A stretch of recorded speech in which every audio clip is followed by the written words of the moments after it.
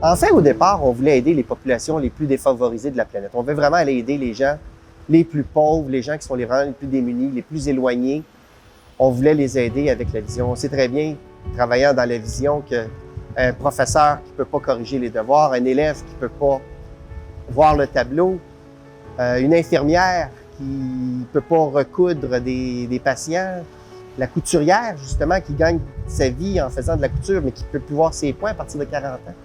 Donc, on sait que les besoins visuels sont extrêmement importants. En fait, on ne le réalise pas toujours, mais à l'échelle mondiale, il y a beaucoup de problèmes visuels. Il y a 1,1 milliard de pertes de vision à travers le monde. Puis ce qu'on ne sait pas, c'est que 90 de ces pertes de vision-là qui pourraient être guéries, soit avec des lunettes, avec des traitements médicaux ou encore avec une chirurgie oculaire. Oui, et puis il y a récemment une résolution des Nations Unies qui a été adoptée, c'est en juillet 2021. Et dans cette résolution, la vision est vraiment reconnue comme fondamentale pour l'atteinte des objectifs du développement durable. Et donc les Nations Unies invitent les États membres à faire en sorte que les soins oculaires fassent partie intégrante de la couverture sanitaire universelle et donc que l'ensemble de leur population puisse avoir accès à des soins oculaires. L'Iris mondial a été fondé en 2001 et c'est pour ça qu'on a rencontré Francis pour lui parler d'Iris mondial. Francis m'a dit « Jean-Pierre, tu as 10 minutes pour me parler du projet puis tu n'as pas une scène. » Au bout d'une heure et demie, il m'a dit « Jean-Pierre, ton projet, c'est le fun puis je vais te trouver d'argent. » Fait que c'est un peu le départ d'Iris mondial. En gros, Iris Mondial est un organisme de coopération internationale qui a pour mission d'améliorer la santé visuelle des populations vulnérables dans les pays en voie de développement en leur fournissant des services, des soins oculaires qui sont préventifs et curatifs. Iris mondial a principalement 3 activités.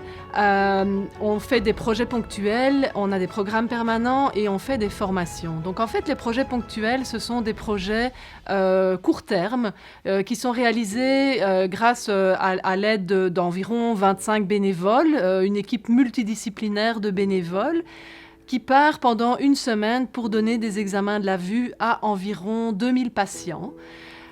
Et c'est l'occasion, lors de ces projets ponctuels, de pouvoir connaître un petit peu mieux un partenaire et de pouvoir envisager de le soutenir sur du long terme. Donc les soutiens sur du long terme, c'est ce qu'on appelle les programmes permanents ou les programmes de prévention et de lutte contre la cécité. Et ces programmes visent à faire d'abord un dépistage, que ce soit dans les cliniques sur place ou alors dans des cliniques mobiles pour les communautés reculées ou dans les écoles. Et puis, les patients qui ont des problèmes plus sérieux sont référés à l'ophtalmologiste qui vient une fois par mois à la clinique. Et le programme offre également des chirurgies oculaires. Enfin, donc, on a tout un volet formation. Donc, ce sont des formations qui sont données par nos bénévoles optométristes et opticiens qui se déplacent dans nos pays d'intervention pour aller former les équipiers, bien souvent les infirmières, sur les soins oculaires de base et également un peu sur l'optique. C'était la suite de longues démarches, de plusieurs voyages en Haïti que le premier programme permanent a été mis en place à la Brousse en Haïti, dans une petite communauté là, extrêmement pauvre au cœur des montagnes. Donc, j'ai participé à la mise en place de ce programme-là. Il y a eu par la suite un deuxième programme qui a été mis en place dans le nord d'Haïti, à Limbé. Puis plus récemment, là, il y a un autre programme là, qui a cours présentement là, en Afrique, au Sénégal. Au niveau économique, ça va augmenter les capacités motrices d'une personne. Donc, assurément, ça va l'aider à trouver un emploi. Si on se fie au niveau plus social, bien, ça va diminuer l'exclusion de cette personne-là. 80% de l'apprentissage d'un enfant se passe par les yeux, par le système visuel. Donc, on comprend qu'un enfant qui a de la misère à voir, assurément, par exemple, ça va avoir un impact sur son rendement scolaire. Donc les forces d'Iris mondial, en tout cas une principale force qu'on a, c'est notre vaste bassin de bénévoles qui a des compétences et des apports très variés. On a une petite organisation qui reste à taille humaine, mais on a un grand réseau de partenaires, que ce soit au niveau académique, corporatif, institutionnel et communautaire. On a aussi, dans nos interventions, une vision à long terme de nos interventions et on va toujours chercher à autonomiser le partenaire. puis il faut dire aussi qu'on a quand même des partenaires de grande qualité. Iris Mondial, il y a vraiment un très fort sentiment d'appartenance qui se crée au sein des bénévoles. On l'appelle, c'est pas pour rien qu'on l'appelle la grande famille d'Iris Mondial. Donc, je pense que ça, c'est une de nos forces aussi, ce sentiment d'appartenance-là.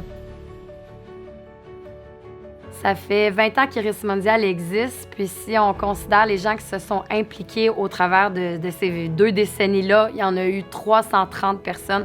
Si on pense aux gens qui sont un petit peu plus actifs, donc les bénévoles et les membres actifs, en ce moment, on est quand même une 60aine. Les critères pour les bénévoles qui partent en mission, en fait, ce qu'il faut savoir, c'est que quand on organise une mission, on a besoin d'une équipe multidisciplinaire de professionnels et principalement des professionnels de la vision, mais aussi d'autres types de compétences pour pouvoir organiser la logistique sur place. Donc, c'est clair qu'un des critères principaux, ça va être en fonction de l'apport que le bénévole va pouvoir donner au projet. Mais on va privilégier les bénévoles qui s'impliquent déjà ici au Québec, parce qu'il faut savoir que quand on part en mission, il y a toute une préparation importante ici au Québec, notamment pour la préparation des 6000 paires de lunettes avec lesquelles on va voyager. Les qualités essentielles d'un bénévole chez Iris Mondial, c'est d'abord d'avoir de l'empathie, de faire preuve d'un grand dévouement. Ça prend aussi beaucoup de débrouillardise, beaucoup de patience et beaucoup de résilience, parce que chaque mission est différente. Chaque mission a ses surprises puis ses imprévus. Et on s'appelle Iris Mondial, mais pour tous les gens du domaine de la vision, on est ouvert à toutes les bannières. Tout le monde du domaine de la vision peut venir faire du bénévolat chez Iris Mondial. La chose que je peux dire aux gens, c'est que faut considérer que les patients qui vont recevoir des lunettes, ça va probablement être la seule paire de lunettes qu'ils vont avoir de toute leur vie. Donc, on veut s'assurer de leur donner quelque chose de qualité. Si vous n'êtes plus capable de voir dans votre lunette parce qu'il y a trop d'égratignures, pensez à cette personne-là qui va avoir cette lunette-là toute la vie.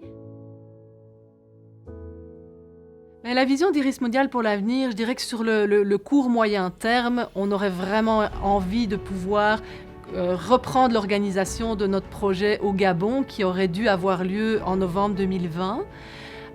Et puis aussi, on aimerait pouvoir continuer à envoyer des formateurs sur place auprès de nos partenaires. Mais c'est clair qu'en parallèle, on va continuer à développer notre offre de formation à distance, parce qu'il devient de plus en plus évident qu'on va devoir de plus en plus fonctionner à distance.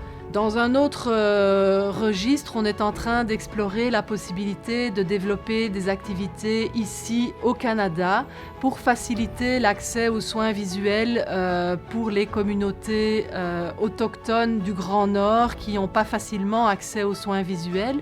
L'idée, ce serait d'organiser des cliniques mobiles et on collaborerait dans ce cadre-là avec Groupe Vision New Look et Iris, le groupe visuel. Et également, on collaborerait avec l'école d'optométrie de l'Université de Montréal sur un projet pilote de téléoptométrie.